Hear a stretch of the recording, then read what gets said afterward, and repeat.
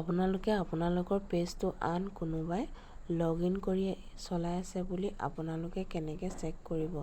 আহকচোন আজি মই দেখাই দিম। ভিডিঅ'টো শেষলৈ চাব, তেতিয়াহে বুজি পাব। আৰু ভিডিঅ'টো আন 10জনে পোৱাকৈ শ্বেয়াৰ কৰি দিব। আৰু ভিডিঅ'টো মষ্ট ইম্পৰ্টেণ্ট, তেতিয়া ভিডিঅ'টো চাই কৰি ল'ব পাৰিব। আহকচোন প্ৰথমতে আপোনালোকে আপোনালোকৰ পেজটো অ'পেন কৰি ল'ব। তাৰপাছত ছেটিংছত যাব। এয়া মই গ'লোঁ, দেখিছেনে? ছেটিংছত যাব। ছেটিংছত গ'লোঁ, তাৰপাছত অলপ সময় ৱেইট কৰিব, ঘূৰিছে। তাৰপাছত এয়া দেখিছেনে? এইটো পাছপৰ্ট এণ্ড ছিকিউৰিটি, তাত ক্লিক কৰি দিব। তাৰপাছত এই পাছপৰ্ট এণ্ড ছিকিউৰিটিত আকৌ ক্লিক কৰি দিব।